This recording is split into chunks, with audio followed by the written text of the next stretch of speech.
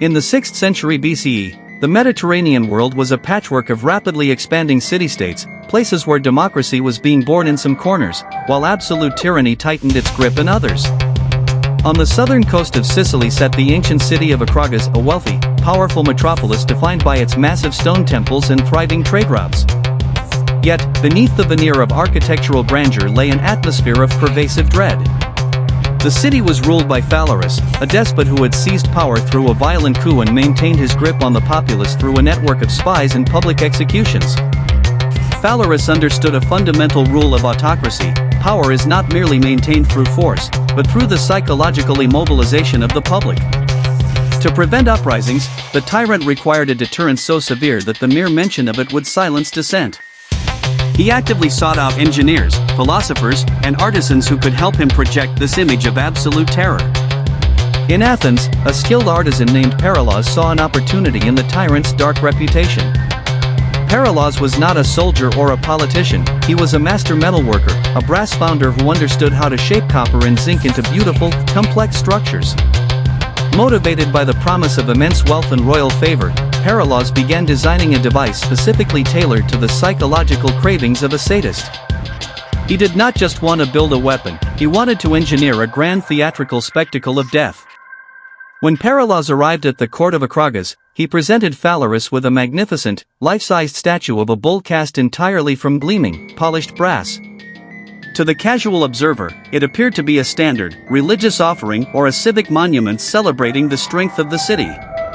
But the exterior beauty masked a meticulous, clinical design of pure horror.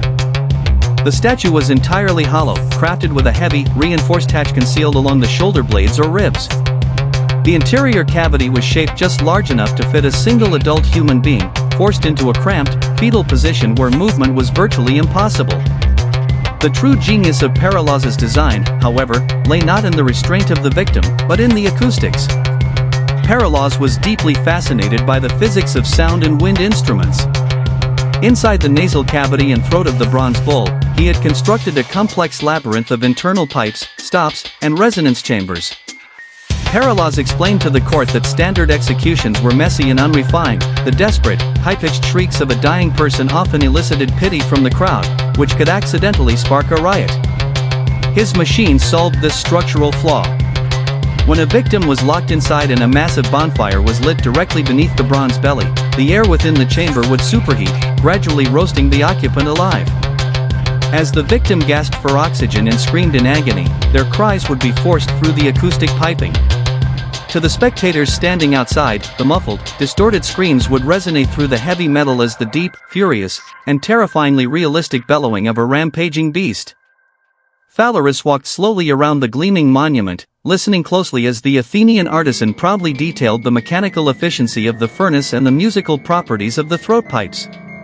Perilaus boasted that the device would allow the king to enjoy the music of his enemy's demise, turning an execution into a sophisticated piece of court entertainment. Historical accounts from early scholars suggest that as Phalaris stared at the smiling, eager inventor, a profound sense of disgust washed over him. The tyrant was a brutal man, but the calculated, artistic sadism of Perilaus, a man who had designed a torture device not out of necessity, but for profit and flattery, was an entirely different level of depravity. Alternatively, Phalaris may have simply been a cold pragmatist who wanted to verify the mechanical claims before paying the artisan his commission. Looking directly at Perilaus, Phalaris adopted a tone of mild skepticism. He stated that it was hard to believe such small pipes could truly alter the human voice so dramatically. To prove the efficacy of the acoustic engineering, Phalaris demanded that Perilaus climb inside the belly of the bull himself to demonstrate how a victim should breathe and scream to activate the mechanism properly. Eager to secure his reward and confident in his engineering, the inventor crawled through the open hatch, maneuvering his body into the dark, cold metallic chamber.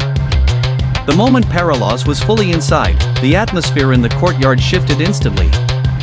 On a sharp gesture from Phalaris, royal guards lunged forward and slammed the heavy brass door shut. The thick metallic bolts slid into place with a definitive, echoing clang, sealing the inventor why. Months smoothing by hand quickly became red-hot irons. The air grew thick and scalding, searing the inventor's lungs with every frantic breath. Realizing the terrifying reality of his situation, Perilaus began to thrash violently against the unyielding metal, screaming for mercy. Outside, the court watched in absolute silence as the fire grew. Within moments, the internal plumbing did exactly what the engineer had promised. The desperate, high-pitched terror of the Athenian passed through the labyrinth of tubes, emerging from the nostrils of the bronze beast as a low, resonant, and remarkably realistic roar. The acoustics were perfect, the invention worked exactly as designed. Phalaris allowed the fire to burn just long enough to fully test the acoustic system and to ensure that Perilaus experienced the absolute zenith of the physical agony he had engineered for others. However, the tyrant did not want the inventor to die inside the machine. He believed that allowing Perilaus to perish within the bull would defile the pristine interior of the new monument before it could be used for royal executions. Just as the inventor's cries began to weaken from severe thermal trauma and smoke inhalation, Phalaris ordered his men to douse the flames and open the hatch. The guards unbolted the door, and a cloud of thick, acrid smoke billowed out into the sunlight. Perilaus was dragged out onto the stone pavilion, his skin severely blistered, blackened, and bleeding from contact with the hot brass. He lay on the ground, gasping violently for air, weak but conscious. For a fleeting moment, as he felt the cool breeze of the Sicilian coast, the broken artisan likely believed his ordeal was an incredibly cruel test of loyalty, and that having proved his machine's success, his life would be spared. But Phalaris had a very different definition of justice. The tyrant viewed Perilaus not as a genius to be rewarded, but as an abomination, a man so devoid of human empathy that he had commercialized suffering. Phalaris refused to pay the commission, and he refused to let the Athenian remain within the borders of Akragas. Once Perilaus was stabilized enough to stand, Phalaris ordered his guards to drag the broken metalworker away from the palace grounds, marching him up the steep, winding paths to the summit of a high, jagged cliff that overlooked the city and the sea. Without any formal trial or final words, the guards hoisted the severely burned inventor over the edge and cast him into the abyss. Perilaus plummeted down the rock face, his body shattering against the stones below. He died not from the heat of his machine, but from the brutal reality of the totalitarian rule he had tried so hard to flatter.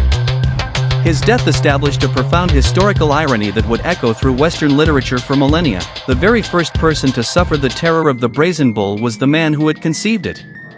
The death of Perilaus did not mark the end of the bronze beast, it was merely the opening act. Phalaris kept the statue in a prominent public plaza, and over the course of his 16-year reign, it became the primary instrument of state terror.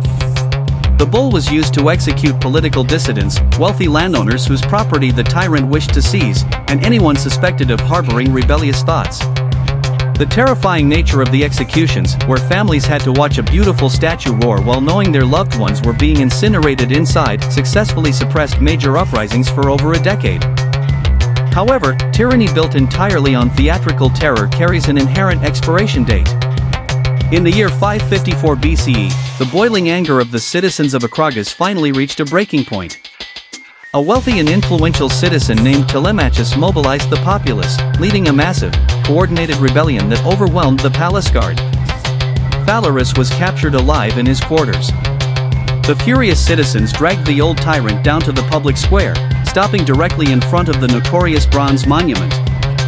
Looking for a punishment that perfectly matched the 16 years of psychological torture he had inflicted upon Sicily, the crowd locked Phalaris inside the hollow belly of the bull. They piled the wood high, struck the match, and stood in the plaza as the bronze beast roared one final time, consuming its master in the very music he had spent a lifetime creating.